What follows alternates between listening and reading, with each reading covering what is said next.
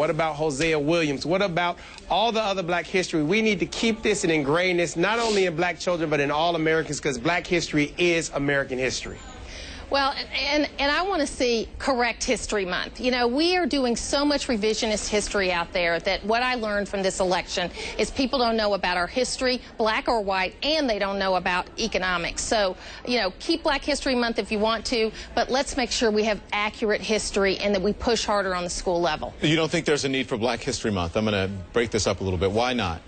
Well, I think that we ought to be teaching our history all the way through. Black History Month is fine, but it ought to be that we teach accurate history, and we're not doing that. Okay, Warren, do you agree with that? I agree to some extent, but we need to keep Black History Month in the forefront because we have to keep the issues of what happened in the past so we'll know where we're going in the future. And look, as bad as it is, slavery did occur, the civil rights movement did occur, and we need to talk about these things to make sure that they never occur again in this country. Okay, good. Let's talk about $800 billion in stimulus bill. We talked about that. Your thoughts on that? Let's start with Martha. Well, I got to tell you, I hope it's successful because I do want the president and our economy to be successful. But I got to tell you, this is too much money being spent in the wrong way, and the markets are going to tank on Tuesday. I hope I'm wrong about that, but this is not what the markets want. Warren? I think the markets are gonna be surprisingly well, but I will say this. What's scary to me that this is not bipartisan in any way. This is all on the Democrats, and if this bill fails, the Republicans are going to have a great shot in 2010 because this is all on the Democrats. All right, I want to get back to this, and we have this time thing, but we're missing out a whole lot on this that occurred just by doing this 30 seconds. First of all, though, let's talk about socialized health care, and we'll get back to the stimulus. Well, my biggest concern about socialized health care is a lot of those things are in this stimulus bill. There are a whole bunch of things in the stimulus bill relating to health care, and it is about telling, especially older folks, that it's not going to be cost effective to continue to treat them. And Democrats have been scaring older folks for 15 years about Republicans taking away what they have. Okay. I think the Democrats are doing it now. Warren? I respectfully disagree with my colleague. I think what's going to happen here is that they're going to have an opportunity to help the poor and the elderly. And in fact, the president has always stated that if you're happy with your health care, you can keep it the way it is. This bill, this stimulus package, is only going to help the poor and the elderly who cannot afford health insurance right now. All right, this is an appropriate question for both of you. We've heard so much about the stimulus. Before I get to our last topic, which is going to be Roland Burris, Senator Roland Burris, I want to talk about the stimulus package. We heard so much about reaching across the aisle, bipartisanship, and this was clearly voted on along party lines. When the president goes to the public, it appears that the public has a different idea about what they want than the folks in Washington do. Where is the disconnect? Starting with you, Martha.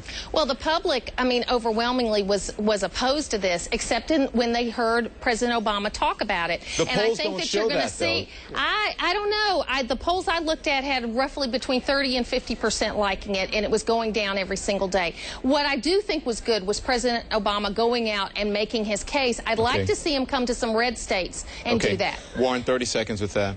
You know, I'm just going to say this. I think that we have a president who really wants change in Washington, D.C., and I think that's what the people want. I think the people want change, and I hope the Republican Party understands this isn't about partisanship right now. It's about doing what's best for the United States of America. And he's learning getting out of Washington's what's going to get it done. Okay, all right, this is, I mean, really, just quickly on this. We saw Roland Burris holding a press conference today.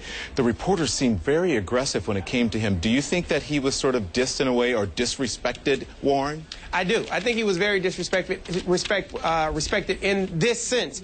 Even though he had some questionability there with what he said during the impeachment and during the affidavit, he didn't do anything legally wrong. He's going to stay the senator, and this is more a political issue than a legal one. I'm glad to see the press doing their job and asking the tough questions. Even though it didn't seem respectful to many people. I got lots of emails saying, they just seem like they were... Well, the press isn't supposed to be liked. They're just supposed to be accurate. Thank you very much. That'll have to be the last word on that. I'll tell you, I'm sure your listeners will be talking about all of this come Monday. All of it. We appreciate it. Thanks to both of you. Thanks, Doc. It's time now to go to the radio and talk about drive time buzz. Martha Zoller is here in the CNN newsroom. Warren Ballentine joins us from Raleigh, North Carolina. Both of them hosts of syndicated radio shows with their own names on it. Okay, Martha, you saw that story. I mean, it's a sad story. We usually see that in developing nations, and we're the ones helping out. So what were the talkers this past week? Were people talking about the stimulus? Were they talking about issues like what's happening in Wilmington? Well, you're still hearing people talk about the stimulus, whether the governors are going to take the stimulus or not, whether they're going to be a part of it, and where it's going to lead us as far as taxation and that sort of thing. But on the previous story, we haven't talked about that one. But I have to say, I was optimistic that isn't it great that people get together, faith-based people, and take care of these needs right here, because we are so good at doing it around the world. We ought to use those resources here, and that was encouraging. Okay. Warren, what do you have for us?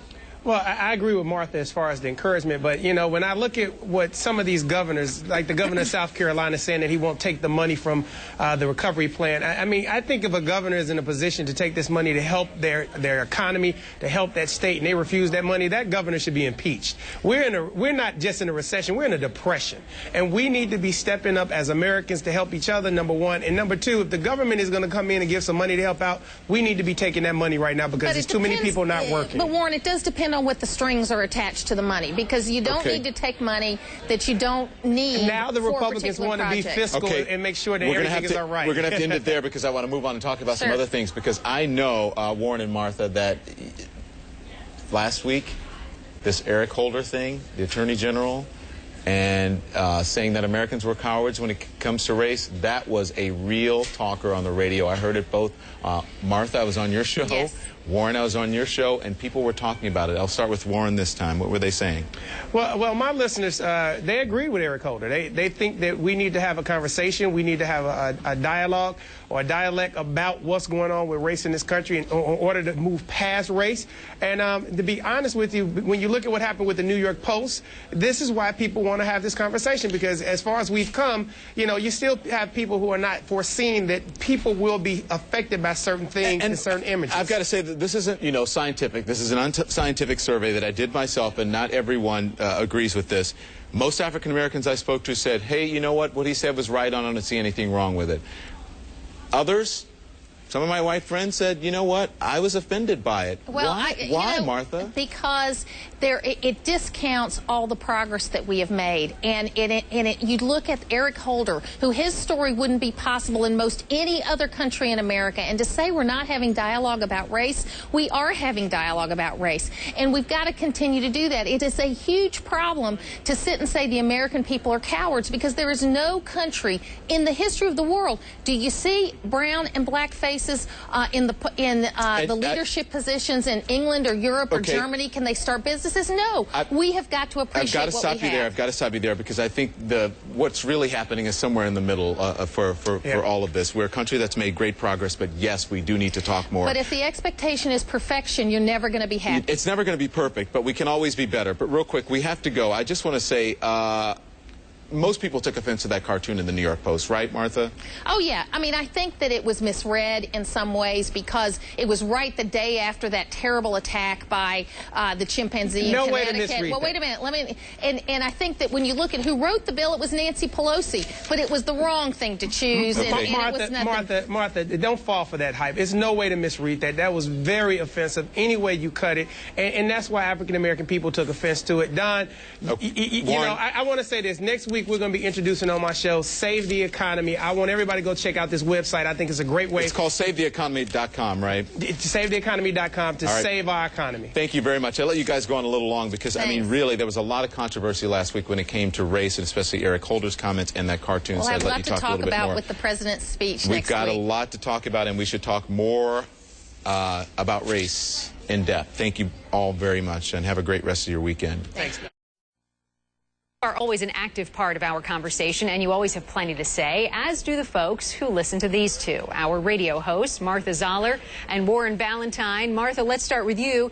Tell me, what were the hot talkers, the hot topics on your show last week? Well, of course, we talked about the president's speech to the joint members of Congress, as well as the budget that came out the next day that seemed to be a little different than what he was talking about the day before. But, of course, I was live from CPAC on Thursday and Friday, where we talked to Newt Gingrich Gingrich and Mitt Romney and to other folks that were out there. And it was, it was an encouraging kind of atmosphere, mainly because there were 1,500 more students there from college than there had been the year before, the largest conference of this kind that they've had, 8,500 people. But what people are mixing up is that this is not the Republican Party. This is the conservative movement. Yeah, most of these folks are Republicans, but there are libertarians there. There are Ron Paul folks there that sometimes are libertarians and sometimes are Republicans. So that's what we're talking about. And I suspect we're going to be talking about that Rush Limbaugh speech on Monday. I'm sure. Warren, what were you hearing from your listeners? Well, we were talking about this